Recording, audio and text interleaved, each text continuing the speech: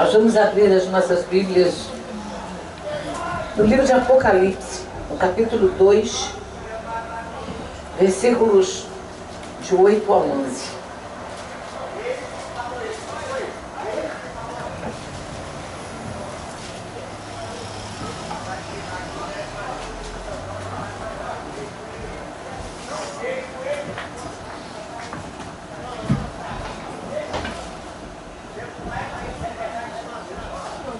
Mensagem à igreja de Esmirna.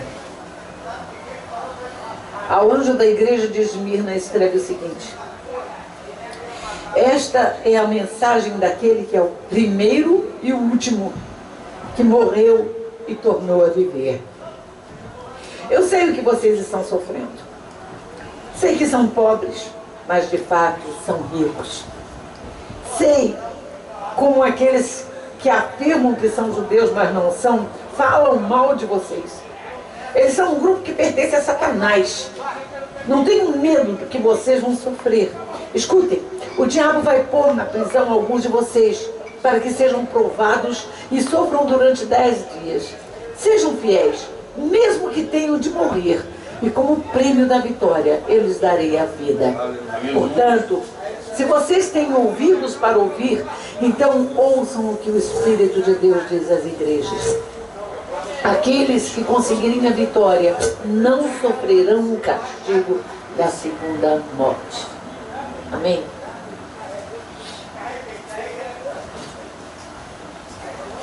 A igreja de Esmirna é a igreja, é o retrato da igreja perseguida.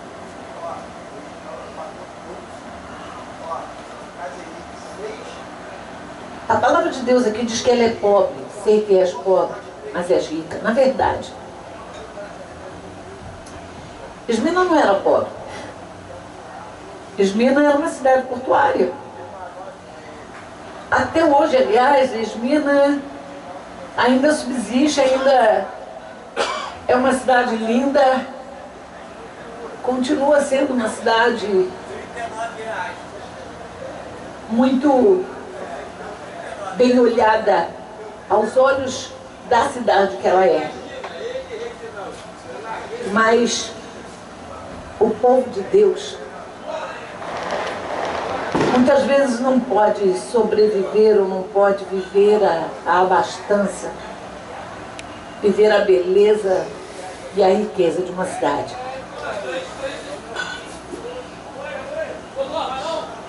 Eu quero que vocês entendam Esmirna pensando nos nossos dias de hoje, por favor.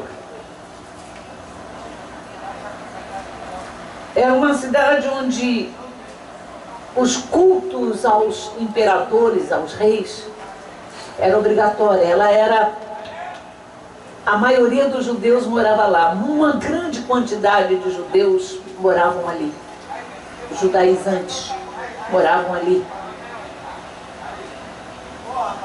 E os romanos dominavam a terra. E vocês sabem, a gente já estudou sobre isso.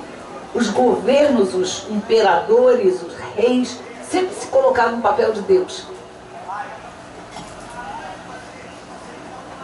Alice no País das Maravilhas conta isso, né? Quando a gente vê as histórias já em criança, né?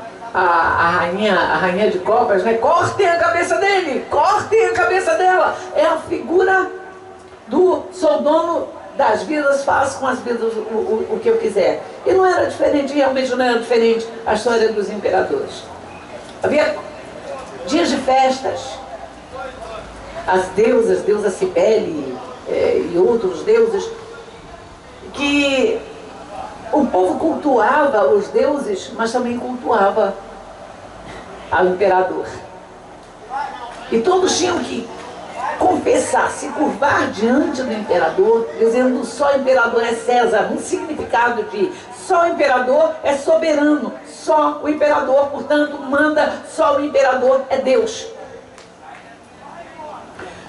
Nessas festas, todo o povo tinha que se curvar e confessar isto. Se alguém não fizesse, era cortem a cabeça dele. Na hora. E a quantidade de cristãos, uma grande quantidade de cristãos, eram mortos por causa disso. Eu vejo esses cristãos vivendo de uma maneira difícil. É cristão, então não tem emprego. Eu não vou dar emprego para cristão. Ah, não tinha chip, mas tinha domínio, tinha controle. Eu não vou colocar um cristão para trabalhar aqui comigo. Ele que se vire sozinho. Porque isso aqui, feito por cristão, eu não compro. Eu prefiro comprar ali mal feito do que por o bem feito desse cristão. Eu vejo o povo de Deus sempre passando por aflição, sempre passando por dificuldades. A igreja de Esmirna não é uma igreja que está lá atrás. Simbolicamente ela faz parte, na Bíblia, de um grupo de cristãos que sempre viveu na face da terra. O cristão pisado, o cristão oprimido, o cristão perseguido, o cristão que, quando busca realmente o Senhor, vamos falar as claras. Sabe aquele cristão que o outro bate no ombro e diz assim, tá vendo aí, olha, nem parece crente, viu como ele é legal? E aí pode ser amigo, pode fazer qualquer coisa. Mas quando o cristão é de verdade, cristão mesmo, vivendo retamente na palavra de Deus, dentro das leis de Deus, obedecendo às leis de Deus, a coisa fica um pouco diferente. A perseguição acontece. Meu avô, mais ou menos que 1950, por aí. Ele trabalhava numa firma. E ele era um bom funcionário, reto, honesto. O patrão pediu a ele para dar uma desculpa para uma pessoa que queria procurar. Ele disse, olha, diga que eu não estou. Mas ele estava. E quando o homem veio procurar, disse, olha, ele mandou dizer que ele não está, mas ele está. Bom, é claro que ele foi despedido. Foi chamado a atenção e disse, eu não posso mentir. Eu sou um cristão. O Senhor disse que mentira não pode sair da minha boca. Então, como é que eu ia dizer que o Senhor está se o Senhor não está? Se o Senhor está. Foi despedido, foi para casa, para ler lá os seus bicos. Passou algum tempo. E este homem, dono dessa firma, um dia foi lá, na casa dele. Disse, Bismarck, é o seguinte, eu estou abrindo uma nova firma em outro lugar. Eu preciso de alguém que cuide da minha firma com toda honestidade. E a única pessoa que eu conheço é você. E meu avô foi colocado num lugar muito acima. Deus honra. Deus honra os seus. Mas Ele deixa a gente pagar o preço.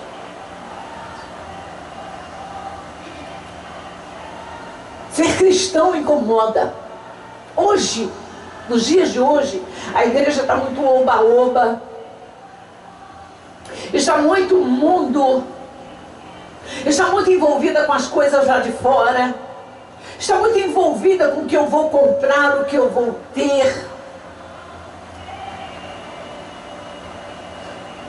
E por enquanto, essa igreja que parece não estar incomodando demais, já começou a incomodar. Porque o cristão, quando fala a verdade, o cristão, quando abre a boca para dizer o que tem que ser,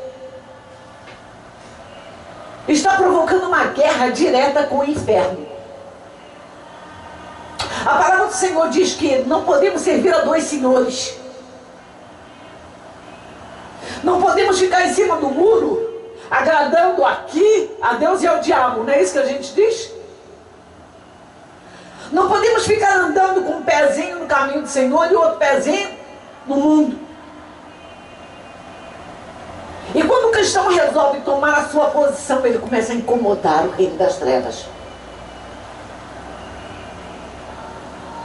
Foi isso que aconteceu em Esmirna e em tantas outras igrejas que nós vamos fazer o estudo aqui. Queremos fazer culto ao imperador? Dizer, não, esse aqui vai resolver a nossa vida. Esse presidente é o tal. Estamos fazendo, claro que eu sou contra alguns. Mas existe um momento, irmãos, em que a gente não tem mais governante na terra. O único que pode governar as nossas vidas é o Senhor Jesus. Amém, aleluia. Glória a Deus. Esses cristãos aqui, eles só tinham o governo de Jesus. E é o que eu saiba, a palavra do Senhor diz que não se encontra mendigo no povo de Deus. Porque de alguma maneira ele sustenta. De alguma maneira ele guarda. Ele deixa a perseguição vir. Muitos são presos, como já no Brasil acontece. Muitos são perseguidos e muitos de nós ainda vamos ser muito mais perseguidos. Sim, agora principalmente quando o grupo que está lá no governo foi eleito exatamente aqueles que são anticristãos. Aqueles que pegam a Bíblia e dizem que isso aqui é uma palhaçada, que isso aqui é um mito. Aqueles que dizem que nossas igrejas são circos. Aquele que chama os nossos irmãos a nós de miseráveis. Eles estão lá no governo com ódio cruel dos cristãos. Estamos em tempo de perseguição, sim. Vivemos no meio, num povo onde a gente não percebe quem está cercando a gente. E eu estou pedindo agora, em nome de Jesus, irmão, abre os teus olhos, não para ver o perigo, mas para ver o Deus que está com você, dizendo, ainda que no meio do perigo, ainda que em meio à perseguição, eu estarei convosco todos os dias até a consumação dos séculos.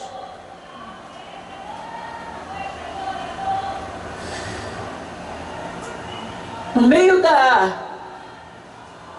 desse culto aos governos ou ao imperador, havia essa população imensa, judaica, povo de Deus, povo do Senhor, que a palavra do Senhor diz que eles são judeus, mas não são. Engraçado isso aqui. É o Senhor Jesus que está dizendo. E esse que está dizendo não é qualquer um. Ele está se apresentando como aquele que é o primeiro e o último. Eu sou o alfa, eu sou o ômega. Eu sou o início, eu sou o fim. Eu sou o primeiro, eu sou o último. Eu estarei sempre, eu sou o eterno. Eu sou o eterno. Aquele que morreu, eu me permiti morrer. Eu me permiti ir para uma cruz e morrer, mas eu estou vivo e vivo pelos séculos dos séculos. Eu não morro. Aleluia. Eu sou vida. Eu sou aquele que estou te garantindo que ainda que você venha passar por tribulação, eu passei por tribulação e venci. E a palavra do Senhor diz que no mundo nós teríamos aflições, que nós passaríamos por aflições, mas que nós tivéssemos o quê? Bom ânimo, porque Ele venceu o mundo e Ele venceu esse mundo. Ele venceu o diabo, Ele venceu o inferno. Ele pode permitir que nós estejamos passando pelo tempo da provação. Ele está peneirando a sua igreja, está sim, Ele está permitindo. Ele fez isso com um servo dele chamado Pedro. Olha, Pedro, Satanás vai te peneirar. Vamos ver se você vai passar nessa peneira. Mas olha, eu sei que você é meio difícil de passar aí. Mas eu já intercedi por você. Você vai levar umas marretadas, você vai chorar muito arrependido. Você vai ver o meu olhar olhando para você quando você me negar. Mas o meu olhar vai ser de tanto amor por você que eu vou derrubar você com o meu amor. Glória a Jesus, aleluia. Você vai chorar amargamente, mas você vai passar nessa peneira. Porque você não é do diabo, você não é do inferno, você é meu. Amém, aleluia. Obrigado, Senhor. Você vai enfrentar muitos daqueles que dizem que são o meu povo. Muitos daqueles que vão dizer, eu sou do Senhor. Mas aqui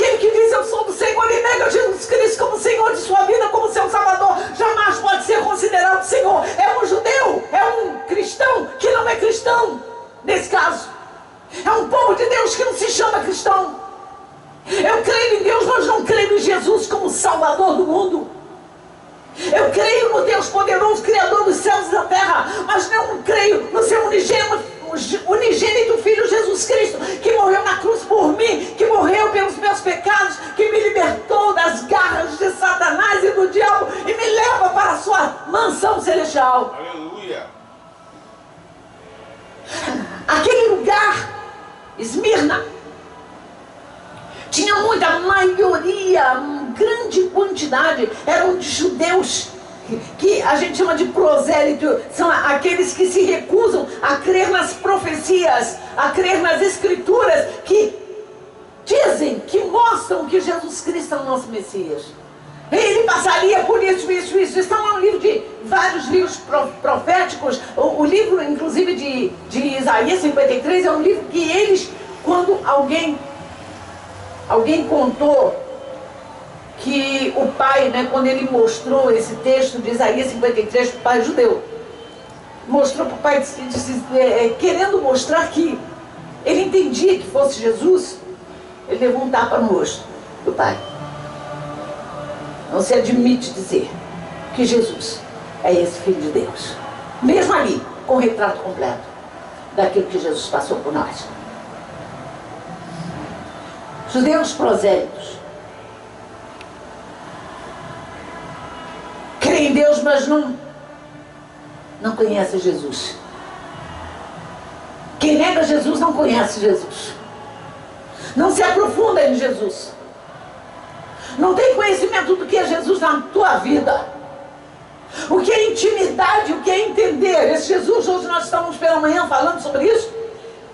Nós ficamos imaginando um Jesus como estava aqui na terra, com sua aparência humana, como de qualquer um de nós, cheio de amor, cheio de misericórdia, curando, fazendo milagres, olhando para os corações, sabendo exatamente onde estava fulano e beltrano, indo até eles numa distância enorme para chegar na horinha certa para cuidar daquelas pessoas. Mas isso não basta para ver a grandeza de Jesus. Começamos a olhar para Jesus como se fosse, aqui olha, olho no olho, igualzinho a cada um de nós. Hoje esse Jesus não está com essa aparência. Ele é aquele que tem os olhos como chamas de fogo penetrantes, olhos de onisciência, que olham para dentro de mim, dentro de você. Aquele que tem os seus cabelos brancos no símbolo da eternidade, o eterno, o Deus eterno. E que tem o rosto, o seu rosto brilha como o sol, cheio da sua glória. É diante desse Jesus que nós nos colocamos. É esse Jesus que está vivo pelos séculos dos séculos. E quando os cristãos abriam a sua boca para dizer que havia um rei sobre todos os reis chamado Jesus, o Senhor dos senhores, o Rei dos reis, é claro que eles eram perseguidos, como nós somos e seremos muito mais, por causa da nossa fé.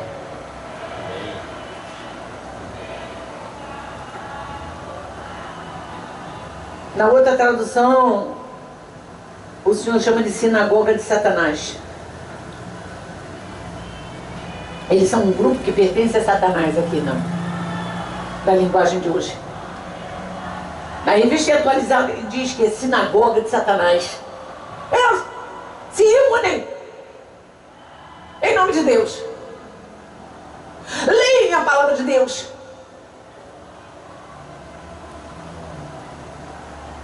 Mas perseguem os seus irmãos. Perseguem os seus irmãos por crerem nesse Jesus e anunciarem que existe um Deus que veio à terra, aleluia, para matar o nosso pecado e nos dar a vida eterna. Amém. A palavra do Senhor diz que nos últimos tempos haveria traição dentro dos nossos próprios lares.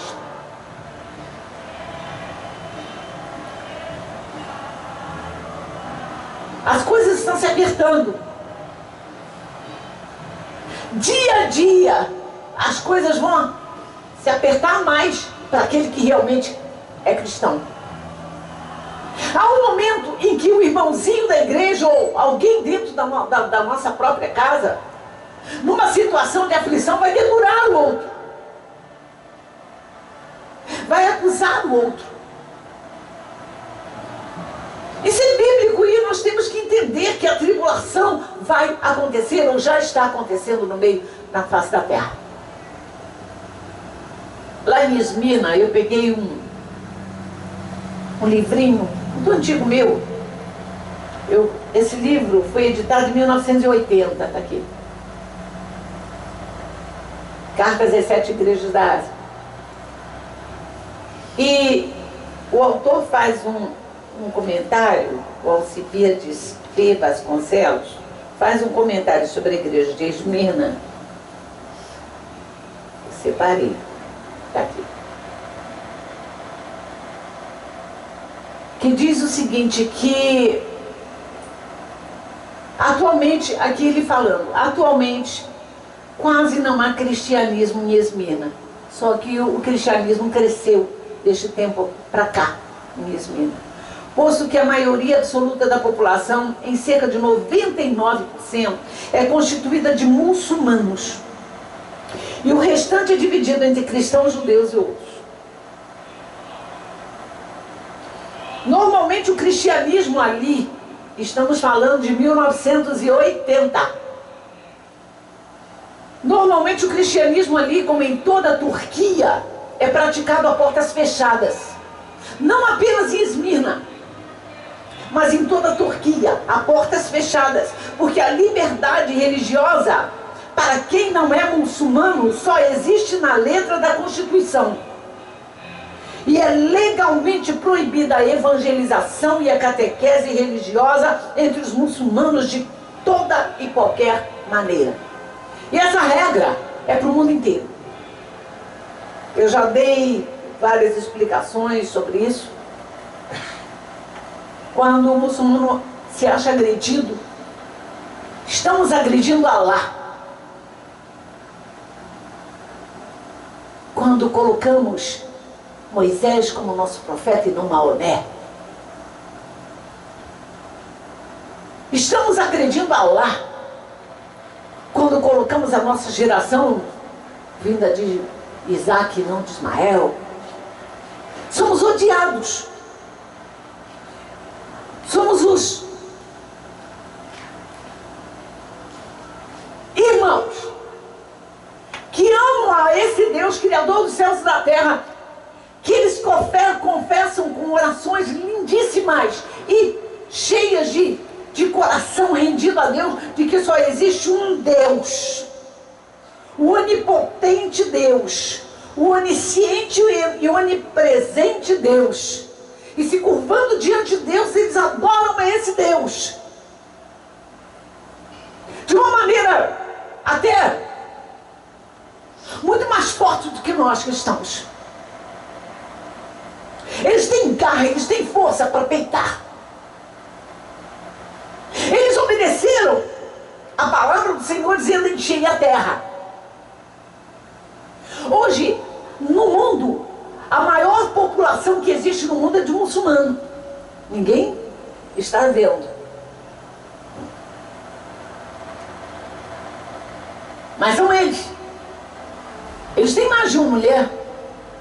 Eles não evitam filhos. A terra está se enchendo de muçulmanos que já nascem nos seus registros dizendo: sou muçulmano. Minha religião é islamita. E por causa disso, eu serei preparado desde criança a odiar os cristãos. Vem um movimento ocultista que se reúne abominando as religiões estranhas como a dos cristãos. E vem a perseguição. O Senhor chama de sinagoga de Satanás não aquele que é o ímpio, mas aqueles que desvirtuam a palavra de Deus, que estão dentro de uma igreja, fazendo heresias, doutrinas próprias, para confundir o povo, para atrair o povo com suas conversas e com suas falsas tribulações, com suas falsas profecias. E aí vem as tribulações.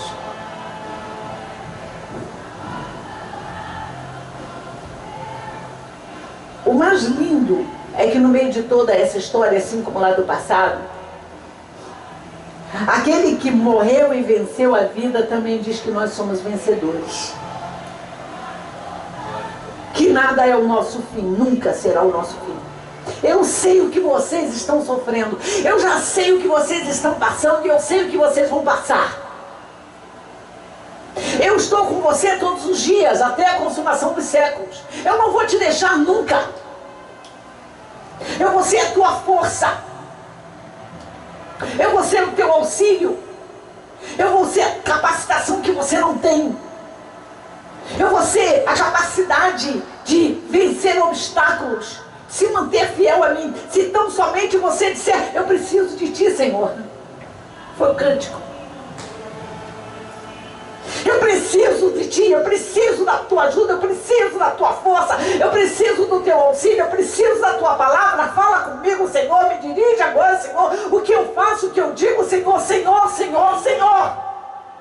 Isso é precisar de Deus. Eu conheço a tua luta.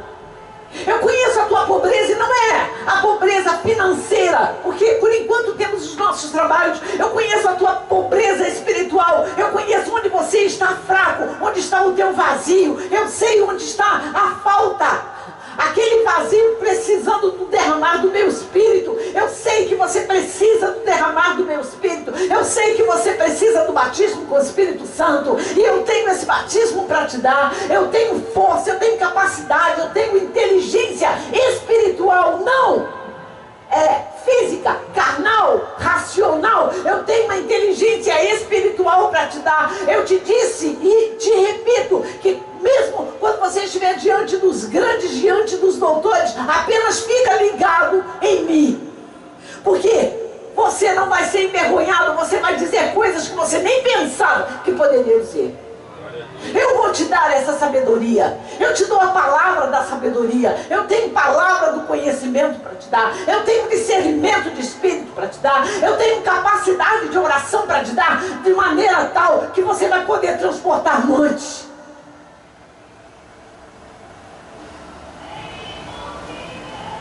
Então somente ser forte na minha fortaleza, não na tua.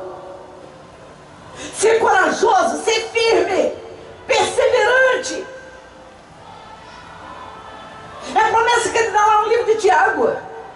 Alegra-te na perseverança. Não desiste. Não desiste do Senhor, não desiste de mim. Não desiste de usar a palavra na tua vida. Não é de saber a palavra. A palavra mata, irmãos. Não adianta conhecer a palavra. Não adianta ser profundo conhecedor da palavra. Não adianta ter não sei quantos doutorados em teologia. Não adianta se você não viver essa palavra. Glória a Deus.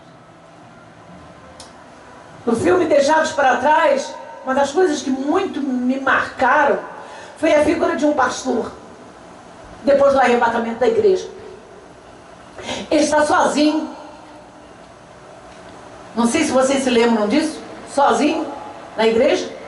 E ele vem até o púlpito e fica parado olhando para a igreja vazia. E ele olha e disse, eu era bom nisso. Convenceu todo mundo. Todos subiram. Ele usou toda a capacitação dele, toda.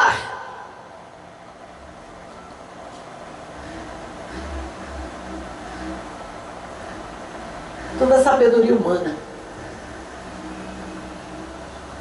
É exegese. Mas ele não aplicou na vida dele. Então, nesse caso, sinagoga de Satanás também. Pode ser aquele que ouve a palavra, lê a palavra, mas não pratica a palavra. E se não pratica, não vai ser fiel. E se não é fiel, vai prejudicar aquele que é. Na hora da aflição, deixa eu cuidar de mim e o outro que se vire. Mas o Senhor diz, não tenham medo. Que palavra linda! Como o Senhor sempre repete essa palavra, eu amo ver o próprio Jesus dizendo, não tenham medo, não temas, não tenha medo. Não pense naquilo que você vai passar. Pense que eu estarei com você. Aleluia. Pense que eu sou o teu escape. Tá, alguns serão presos, alguns serão mortos. Eu vou permitir sim. Mas olha, quando você for preso dando testemunho de mim, ou quando você for morto testemunhando de mim, muitos daqueles que são sinagoga de Satanás vão se dobrar diante de mim e vão estar comigo. Aleluia. Através do teu gesto de fé. O tempo do crescimento de cristãos foi imenso nessa época. Aqueles homens que eram contra Jesus, contra os cristãos, quando viam aqueles homens sendo levados para a morte, glorificando a Deus, tocavam nos corações das pessoas, e eles disseram, não é possível, se ele está fazendo isso com essa garra toda, é porque esse Deus é Deus mesmo. Eu quero ele para mim. Aqui em Esmirna, houve um homem chamado Policarpo, um pastor. Ele tinha saído, se não me engano, em Éfeso, era perto, para resolver um problema sobre uma questão bíblica, sobre a ceia. Ele estava trabalhando na Bíblia, fazendo tradução, e quando ele voltou a Esmirna, estava num dia de festa. Se não me engano, era a festa Cibele, não tenho muita certeza. Mas era o dia da adoração ao imperador. Ele já era idoso e um homem muito bondoso. E a palavra foi dita várias vezes, você nega homem. Que a turba, a população toda, dizia, entrega as feras, entrega as feras. Queremos ver as feras devorar esse homem, né? Despedaçando esse homem na nossa frente, nós estamos sede. Esse homem só fala de Deus, só fala de vida reta, só fala de pecado, que Jesus veio para curar o pecado, que nós precisamos escolher no nosso caminho. Nós não queremos saber desse caminho, nós não queremos saber desse Deus, nós não queremos saber desse Jesus, nós não queremos saber dessa palavra. Esse homem está cansando a gente. Mata, entrega as feras, que eu quero ver ele em pedacinho na boca das feras. Mas, olhando aquele homem, tiveram pena dele e começaram a pedir, por favor, nega, nós vamos te dar uma indulgência. Ele disse, olha, há 80 anos que eu sirvo a esse Deus. Há 80 anos que eu sirvo a esse Jesus. Há 80 anos que esse Jesus é o dono de cada dia meu. Há 80 anos ele satisfaz aqui dentro de mim. Há 80 anos, mais e mais eu sinto e vejo que ele é Deus. Que ele é o dono não apenas da minha carne, do meu corpo, mas da minha alma e do meu espírito. Ele é a minha salvação, eu não posso negar esse Deus. Ele foi condenado a ser queimado vivo. E conta-se que ele saiu resoluto. O que tocou em toda a multidão foi a maneira como ele foi, resoluto, entrando dentro da fogueira. Ele foi com seus pés e disse, eu morro, mas eu não nego meu Jesus. Aleluia! Deus.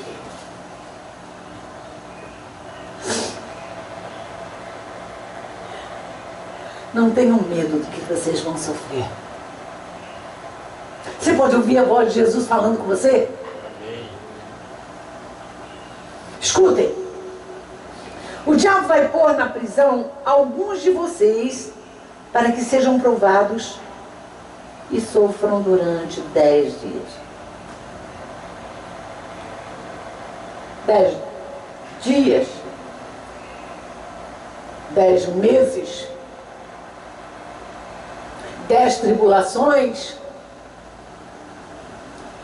Ou uma totalidade de tempo, número 10 fala de totalidade. Uma dezena de coisas, uma quantidade de coisas, mas sofrimento. Mas depois que esse tempo passar,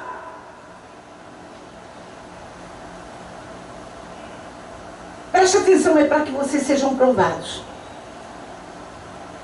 Aqui diz que nós vamos passar para sermos provados. Depois que o tempo da provação passar, quando eu ver que realmente você não me nega, que você segue até o fim, mas você não volta atrás na tua fidelidade a mim, na tua fidelidade a uma vida submissa a mim, dependendo de mim, vivendo para mim, de mim. Depois deste tempo, se você realmente for fiel, mesmo que você tenha que morrer como prêmio, eu vou darei a vida. Na outra tradução diz ser fiel até a morte, e dar-te-ei a coroa da vida. Ser fiel. Não tenha medo, seja fiel, não importa o que você venha a passar. Estamos vivendo um tempo de muitas queixas, irmãos. Tudo é sofrimento, você não percebeu? Como nossa cabecinha está sendo trabalhada para sair dos caminhos do Senhor, para sair da casa do Senhor, por causa de coisinhas bobas. Quantos e quantos servos de Deus, servos, que serviam realmente no altar, que eram usados pelo Senhor, estão fora da igreja. Quantos pastores, quantos líderes, quantas pessoas que eram úteis na casa de Deus estão lá fora, estão no mundo, porque se irritaram, porque se chocaram, porque se machucaram, porque se revoltaram, e com todas as razões. Eu não estou dizendo que não tem razão, não. Claro que tiveram razão. Mas o resgatador fiel está trabalhando sobre cada um. A cada um ele está chamando pelo nome. Almas sofridas, almas machucadas, ele está dizendo: eu estou te provando, eu quero que você seja fiel. E quantas vezes para isso ele vai buscar? Mesmo que seja na marra. Um exemplo aqui sou eu, vocês sabem disso.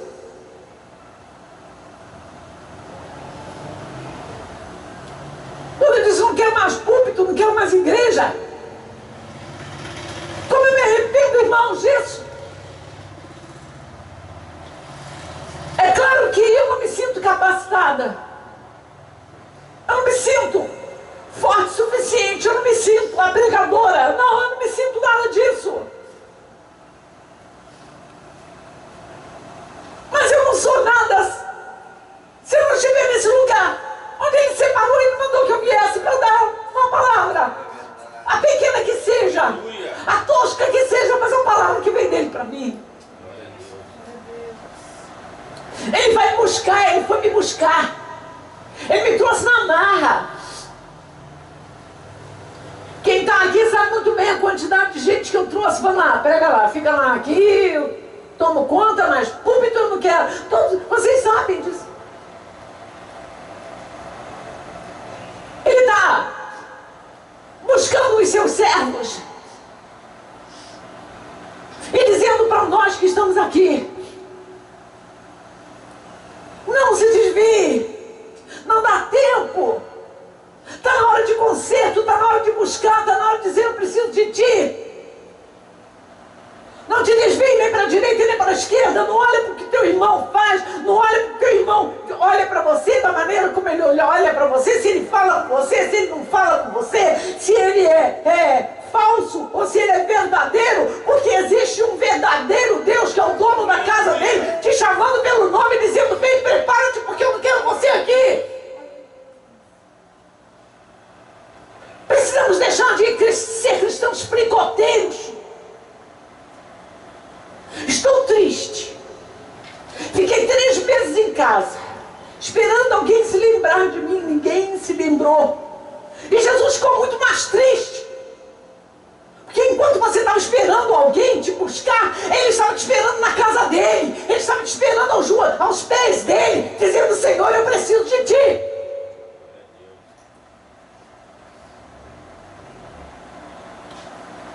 Sabe, irmãos, lá em Esmirna, nessas festas que eles faziam, havia um momento esportivo, onde os vencedores ganhavam uma coroa, chamada coroa de Esmirna. Era a coroa da vitória. Jesus se aproveita da situação do povo e diz: olha, se você vencer, eu vou te dar a coroa da vitória. Mas não é a coroa de uma vitória qualquer. Eu vou te dar a coroa da vida eterna. Ainda que você morra, você não vai morrer, porque eu morri e estou vivo. E eu te garanto que da mesma maneira, se você morrer por mim, eu te ressuscito no último dia. Eu vou te dar a coroa da vida eterna. Eu vou te dar a coroa, a vitória sobre a pressão. Toda a pressão que você possa ter sofrido. Eu vou te dar a coroa da vitória sobre toda a dor que você pode sofrer por minha causa, toda a humilhação que você passou por mim, toda a perturbação que fizeram acontecer em você, porque você é um cristão. Eu vou te dar a coroa da vitória sobre a morte, sobre a dor da morte, a dor de estar sofrendo na morte. Eu vou te dar a vitória sobre o inferno, porque as portas do inferno não prevalecem contra a igreja do Senhor. E você é templo do Espírito Santo de Deus. Ele só quer perseverança, meus irmãos. Fica firme. A perseverança, não aquela que hoje eu estou contigo e não abro, e amanhã estou com problemas, estou passando por muitas aflições. Não, é porque a senhora pastora não sabe do que eu estou passando, mas Jesus sabe, viu?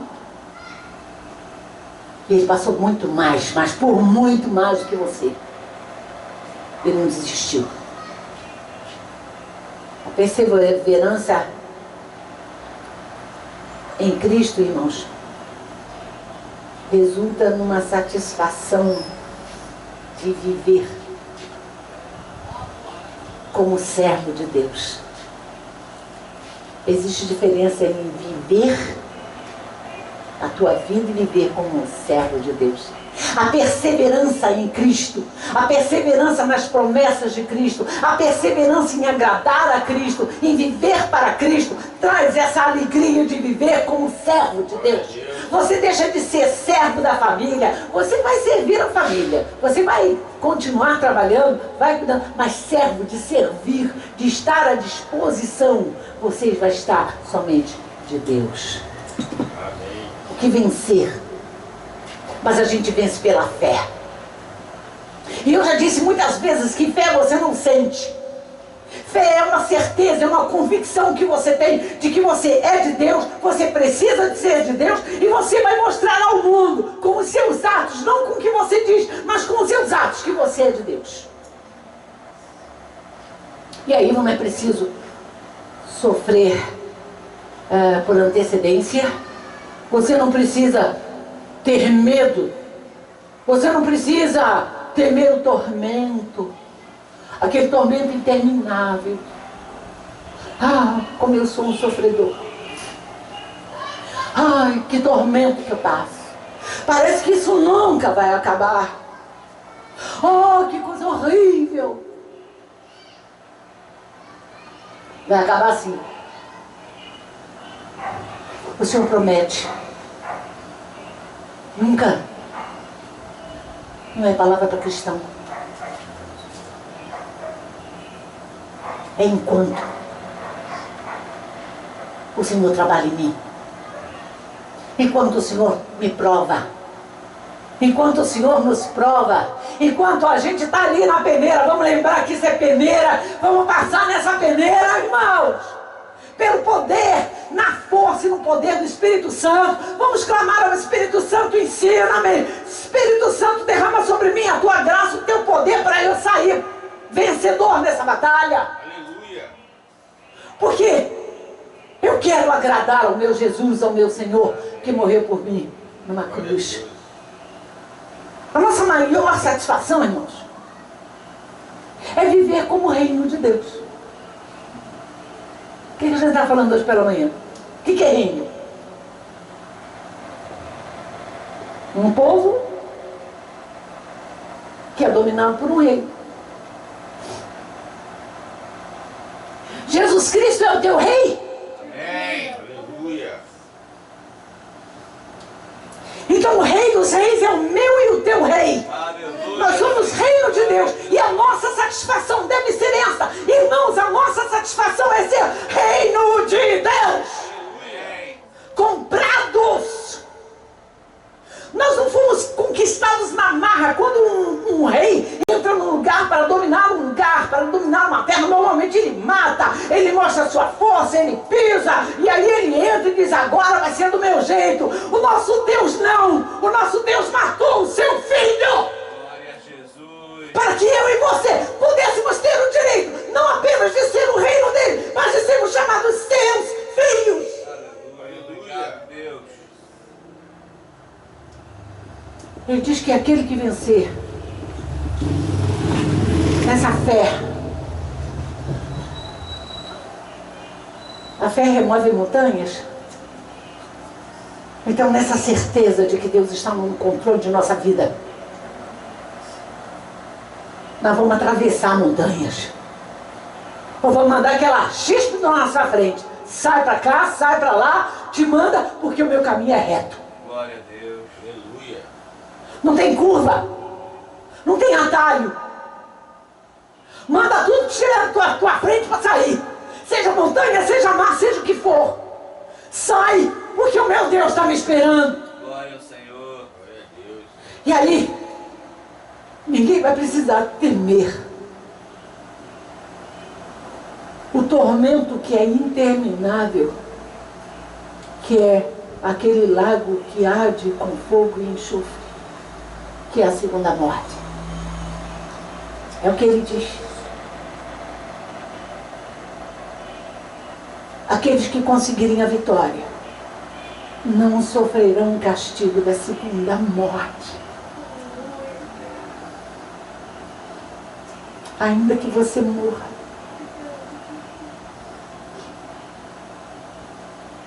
Às vezes tem frases, né, que eu morro, mas eu não nego. Eu não vou negar. E a gente fala com uma raiva, às vezes, eu não vou negar. Eu morro, mas não nego. Diga isso como servo de Deus. Porque minha vida pertence a Jesus. Aleluia. O vencedor não sofrerá nenhum dano. O vencedor não sofrerá a segunda morte. O vencedor terá vida, e vida em abundância. Se você tem ouvidos, ouça o que o Espírito Santo está dizendo à igreja. Aleluia. Eu trouxe, eu não vou ler tudo, é muito longo. Isso aqui foi escrito em 27 de abril, eu guardei comigo. 27 de abril de 2007. É uma carta. Que é uma notícia da Igreja Protestante de Esmirna. Pedacinhos que eu vou ler.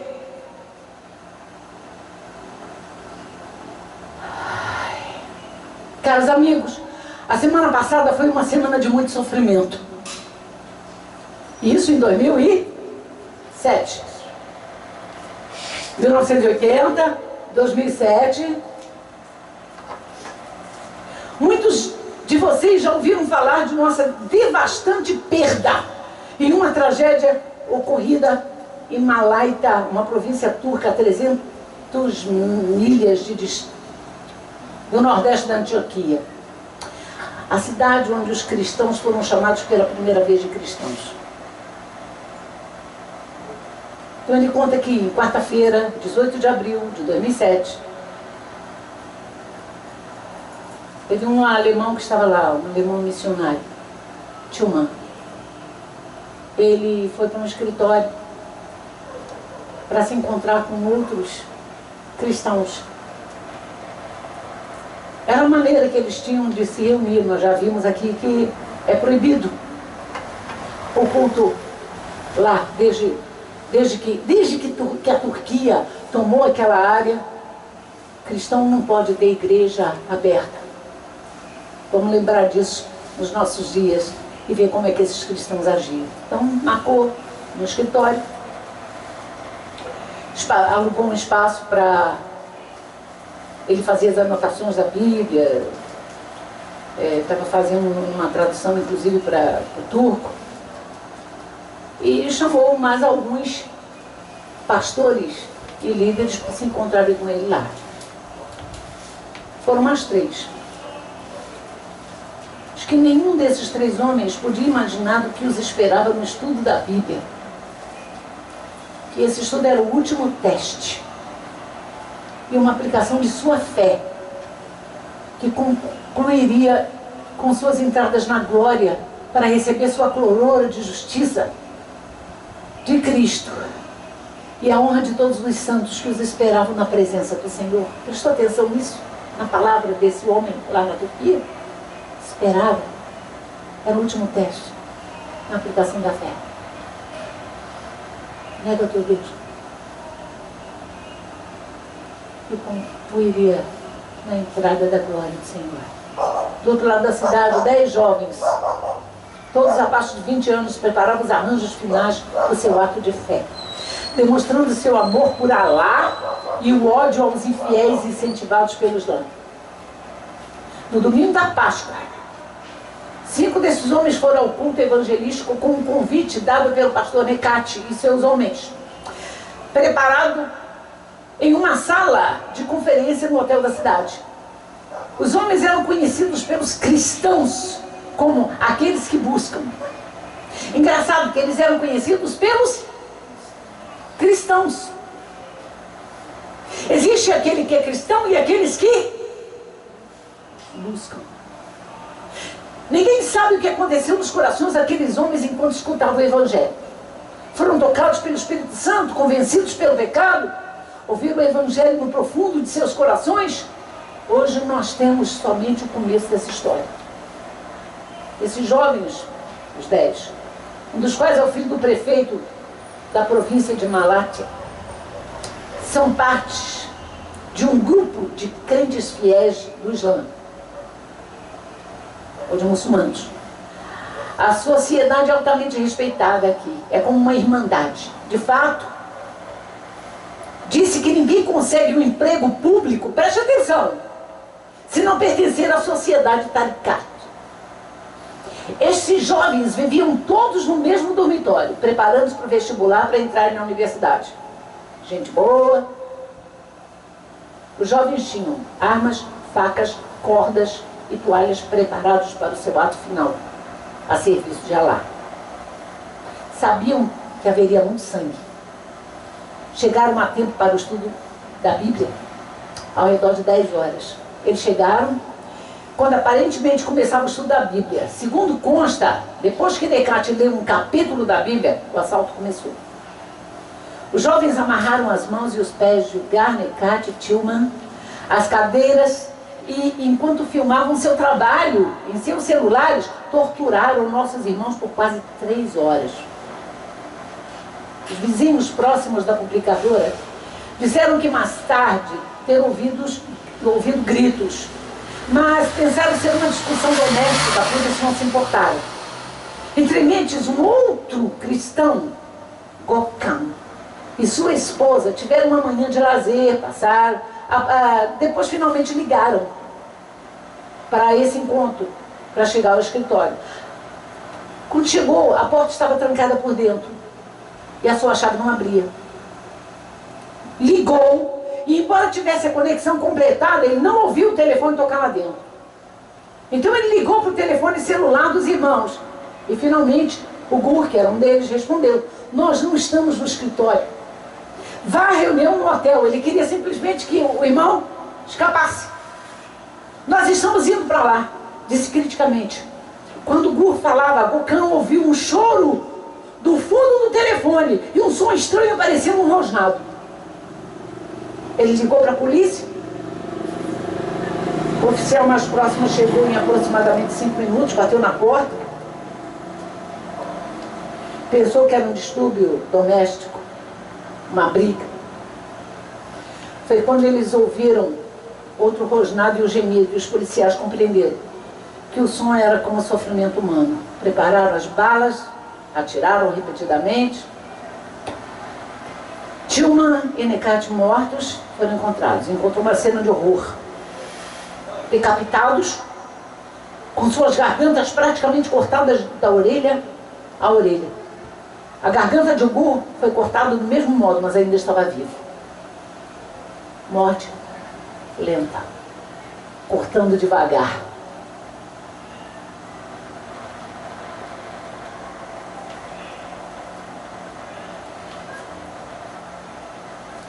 Ele está contando que desde 2001, o Conselho de Segurança Nacional da Turquia começou a considerar os cristãos evangélicos como uma ameaça à segurança nacional. A Turquia já considera desde 2001 em lei ameaça à segurança nacional. As indicações que foram feitas na imprensa pelos líderes começaram a abastecer um ódio muito grande sobre os missionários que chegam lá, porque eles acham que estão tentando subornar os jovens com outra religião. Depois dessa decisão de 2001, os ataques começaram a acontecer na igreja de Esmirna. Aos pastores, aos cristãos. E está havendo bombardeios, diz que os bombardeiros, os ataques físicos, bombardeio durante as noites, eles armam mísseis e fazem bombardeios para matar a família inteira. Ataques físicos, abusos verbais, escritos, são algumas das maneiras que os cristãos estão sendo atingidos. Diz que desde dezembro de 2005, a reunião a respeito da ameaça aos cristãos cresceu mais ainda e começou uma campanha para chamar a atenção do público contra a ameaça dos cristãos que tentam comprar a alma dos filhos deles. Eles colocaram câmeras escondidas nas igrejas e têm feito dos cultos um sensacionalismo para promover o medo e o antagonismo para o cristianismo. Então eles não permitem portas abertas, mas querem ver o que está se dizendo dentro da igreja, desde 2005.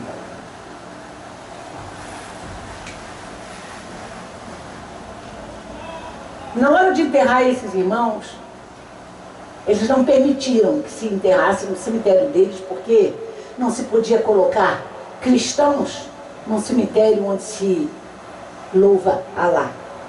E eles procuraram um cemitério que estava fechado para que os servos dele pudessem ser colocados.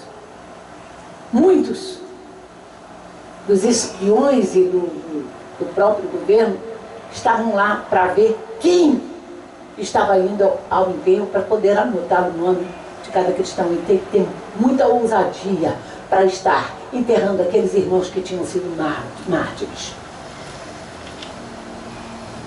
Para encurtar, não dá para ler sobre tudo,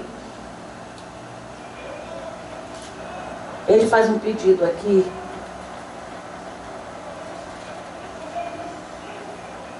muito pequeno. Ele pede o seguinte: ore a favor da igreja da Turquia. Já não pede mais de Esmirna, mas de toda a Turquia. Não ore contra a perseguição. Ore por perseverança. Clama o pastor Fickert Bockert. Este pastor, eu não sei nem se lê,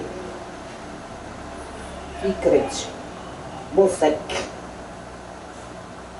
deve ser isto. Não ore contra a perseguição.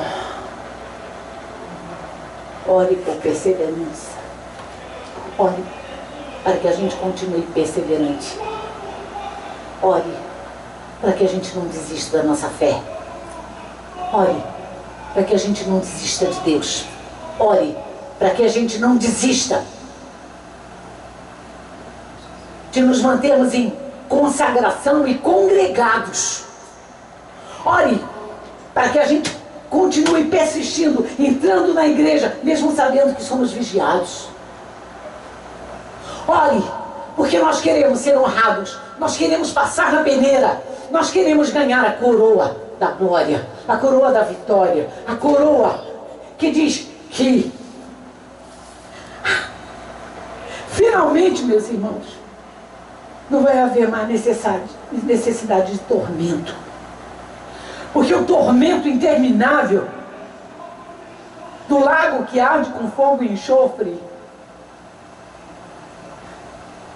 está destinado aos ímpios, está destinado aos infiéis, está destinado aos perseguidores do povo de Deus e não aos servos de Deus, não aqueles que se permanecem fiéis até a morte. Glória a Jesus, aleluia. Obrigado, Senhor. A coroa da vida é nossa. Aleluia. Tempos de perseguição? Sim. Estamos passando no mundo inteiro e vai chegar no Brasil, já está no Brasil. Mas ser fiel até a morte. Ele sabe da pobreza da nossa força, da pobreza da nossa fé, da pobreza da nossa vontade. Mas vamos dizer: faça-se a tua vontade, Senhor, assim na terra como no céu.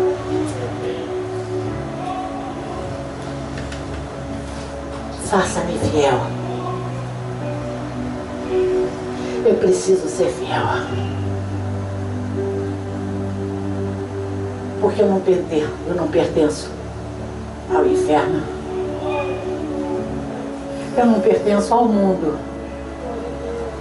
Eu não sou um perseguidor. Eu não quero envergonhar o teu nome. Tu te deste numa cruz por mim. Ensina-me a me dar inteiro por ti. Ensina-me a ser fiel. Ensina-me a ser aquele que ora pelos meus irmãos, aquele que ora pelos irmãos, não aquele que dedura. Ensina-me a entrar no teu agrado. Porque tu és meu tudo. Tu és a minha salvação. Tu és o meu rei. Eu sou o teu reino. Eu pertenço a ti. Hoje e eternamente.